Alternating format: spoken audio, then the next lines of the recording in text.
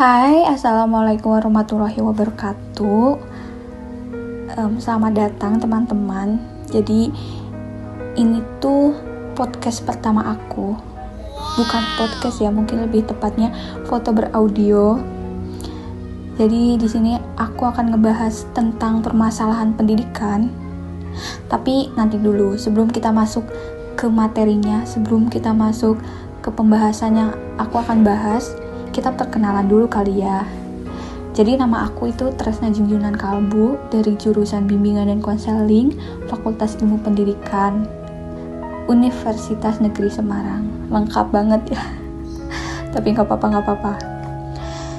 Jadi sebelum panjang kali lebar kali tinggi gitu aku ngomong ya, aku akan ngasih sedikit definisi apa sih pendidikan itu gitu, ngasih sedikit penjelasan apa sih pendidikan itu. Jadi mungkin maaf dulu ya untuk teman-teman semua kalau misalnya yang mendengar podcast ini agak sedikit berisik, agak sedikit terganggu karena suara-suara itu. Mohon maklum ya. Mohon maklum ya guys semuanya, teman-teman aku. Jadi kita lanjut. Jadi apa sih pendidikan itu? Pendidikan kan proses pembelajaran yang merupakan kebutuhan yang memang harus kita penuhi gitu. Nah, dengan adanya pendidikan ini, apalagi di suatu negara ada pendidikan gini, kan kayak negara itu akan bisa maju gitu dan meningkat karena pendidikan ini kan tonggak kemajuan suatu bangsa gitu. Jadi kita sebagai generasi muda, jangan generasi deh, formal banget ya, sebagai anak-anak, sebagai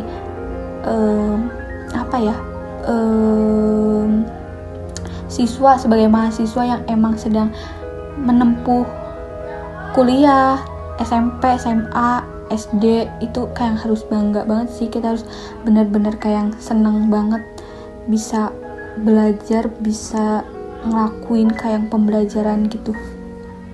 Jangan malah sedih ya, jangan malah malas-malasan, kita harus bersyukur gitu. Nah, suatu negara itu bisa dikatakan maju kalau pendidiknya itu tertata gitu. Kalau guru gitu ya, kalau gurunya itu tertata dengan baik. Nah, nanti melahirkan kita nih yang cerdas gitu, supaya bisa mengembangkan sesuatu hal gitu. Apalagi untuk negara kita ya, karena nanti melahirkan kayak bibit-bibit enggak tuh, melahirkan putra-putri yang cerdas, yang baik gitu.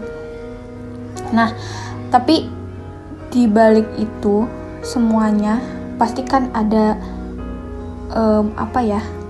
faktor dan masalah yang menyebabkan pendidikan itu tidak bisa berkembang.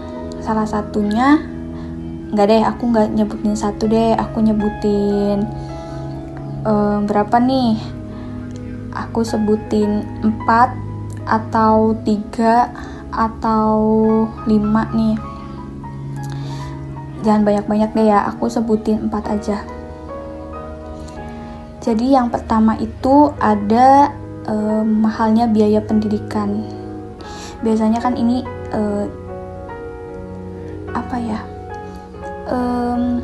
faktor utama yang memang menjadi masalah gitu. Mahalnya biaya pendidikan ini kan faktor utama gitu, karena dari pihak orang tua itu biasanya sudah tidak menyanggupi biaya sekolah anak-anaknya gitu, dan lebih mementingkan memang kebutuhan untuk kehidupan sehari-hari gitu. Nah, terus yang kedua itu ada fasilitas pendidikan yang kurang memadai. Jadi fasilitas pendidikan yang, maaf ya agak typo kalau misalnya aku ngomong lanjut. Jadi fasilitas yang kedua itu ada fasilitas pendidikan yang kurang memadai. Nah, ini juga sebuah permasalahan yang emang terjadi di kita, di pendidikan di Indonesia gitu. Jadi kayak biasanya banyak sekali bangunan-bangunan yang sampai sekarang ya belum dibenerin itu, kayak misalnya hampir roboh, terus emang sudah tak layak pakai, udah nggak bisa dipakai untuk kita, untuk adik-adik kita, untuk melakukan proses pembelajaran gitu. Terus biasanya juga apa ya, nggak punya kayak kursi, meja, mungkin kurang ya, bukan, lebih tepatnya kurang gitu. Apalagi dulu tuh inget banget kalau zaman SD tuh kayak masih pakai kursi yang apa tuh, yang samping gitu, yang kalau kita tuh kayak jadi nggak rata, nggak datar gitu kan, tapi mejanya agak naik gitu. Itu kenangan sih ya, bukan kenangan ya, tapi kayak jadi ingat SD. Terus biasanya kalau perpustakaan gitu kayak ada sih, cuma mungkin kurang dikelola dengan baik ya. Kalau misalnya untuk tingkat SD, SMP udah baik sih.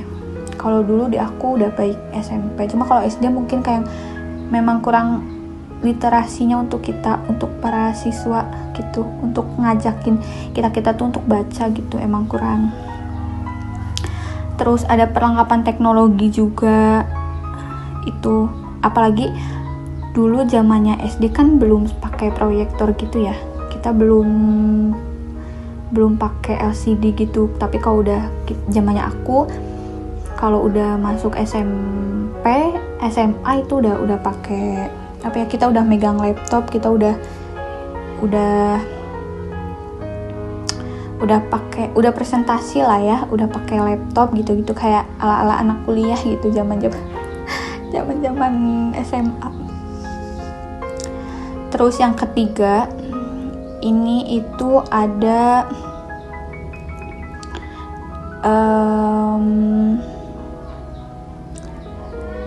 apa ya, aku sampai lupa mau ngomong apa. Ada pendidik yang kurang terlatih gitu, yang tidak terlatih gitu. Nih sedikit aku cerita ya. Jadi aku kan kuliah di BK tuh, dan aku baru tahu ternyata gak semua guru itu, guru matkul, guru mata pelajaran itu bisa jadi BK gitu. Tapi kalau jadi bimbingan itu bisa, tapi kalau jadi konselor itu gak bisa. Jadi hanya ahli profesional gitu, jadi hanya orang-orang tertentu yang bisa jadi konselor gitu, jadi BK gitu. Dan ini biasanya juga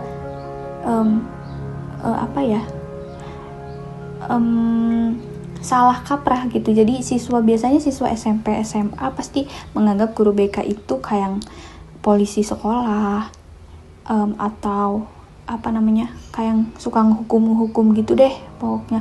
Kalau ada yang bolos, guru BK gitu. Padahal fungsi utamanya kan guru BK bukan itu ya, tapi kayak untuk untuk siswa gitu, untuk membantu siswa dalam permasalahan apapun, sosialnya gitu, belajarnya gitu. Nah tadi itu ada yang kurang terlatih.